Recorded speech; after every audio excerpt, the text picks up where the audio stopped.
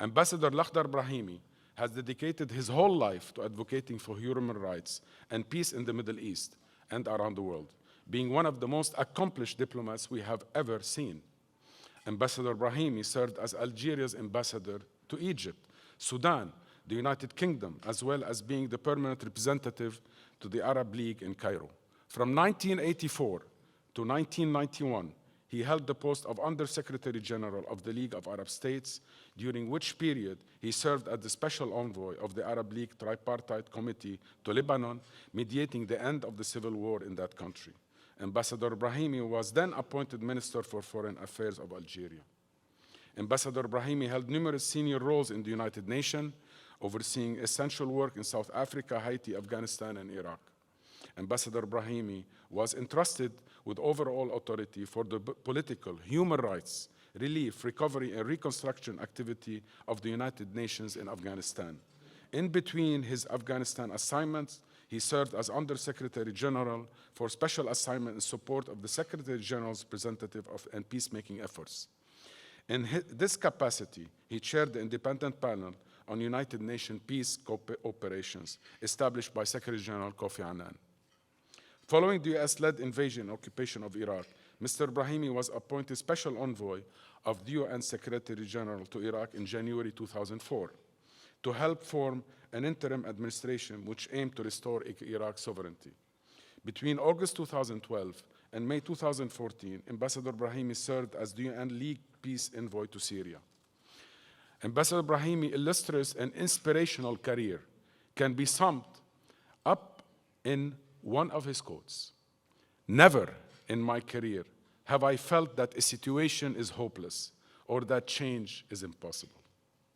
Despite the uncertainty that change will bring, there is nothing to fear from seeking genuine and lasting peace." Ladies and gentlemen, we are beyond honored to host Ambassador Brahimi.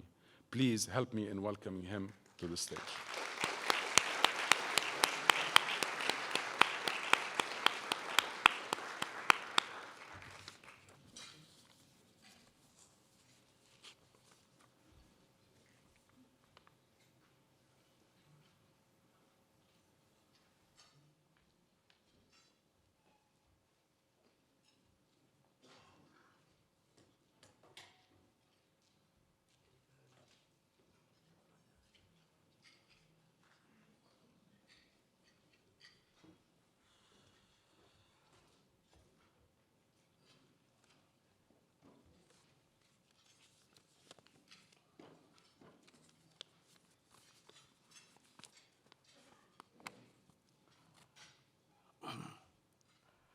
Mr. President of the Atlantic Council, Sheikh Baha al-Hariri, Your Excellencies, ladies and gentlemen. Thank you very, very much indeed, Sheikh Baha, for inviting me to this event, for your generous hospitality and your even more generous introduction. It is an honor and a pleasure to be with you, ladies and gentlemen, and all you distinguished guests here at the Kennedy Center. I'm delighted to have this opportunity to remember Rafiq al-Hariri. Of course, 5 minutes will never be enough to say what needs to be said about Sheikh Rafiq. I'm glad you had the opportunity to see this video. I shall not speak of the self-made man from Sidon in the south of Lebanon, who rose up to become a very successful and highly respected Lebanese, Saudi, Arab international businessman. And I shall not speak of the incredibly generous philanthropist who, amongst many other achievements, gave tens of thousands of young Lebanese men and women the opportunity he was not given to study in the best universities of Europe, the United States, and Canada. And I shall not speak of the political figure who was welcomed in the White House, the Élysée Palace, 10 Downing Street, and equivalent places in Beijing, New Delhi, Islamabad, Cairo, Pretoria, Tehran, Ankara, Rome, Madrid, and any other capital you would care to name in the world. I will just say a very, very few words about Rafiq Hariri, the peacemaker, the man who, during the civil war in his beloved country, never stopped working to end the civil war and restore peace.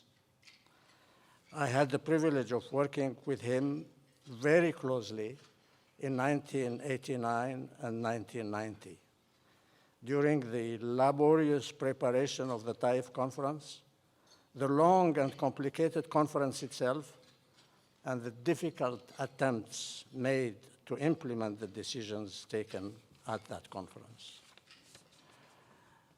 Each time I have spoken about that period, wherever it may be, in the region or elsewhere, I have always made sure that I say that Prince Saud al-Faisal, the late foreign minister of Saudi Arabia, Rafiq al-Hariri, and the then Speaker of Parliament in Lebanon, the late Hussein al-Husseini, played key roles in making it possible for the Taif Conference to take place and to achieve results.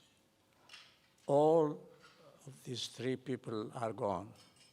I am sure that if Saud al-Faisal and Hussein al-Husseini were with us today, they would agree that Rafiq Hariri did more than anyone else, they themselves and myself included, to make that conference possible.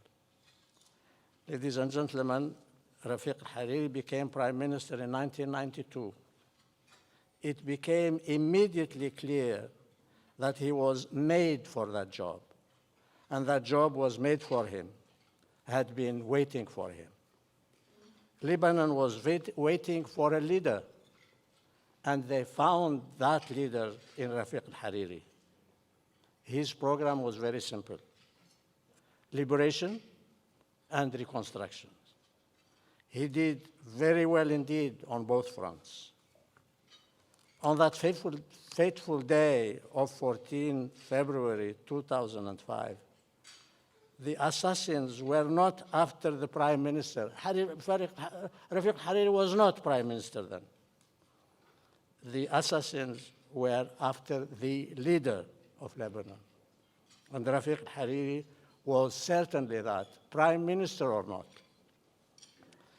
And that is definitely why he was murdered, because he was the leader of Lebanon that Lebanon waited for.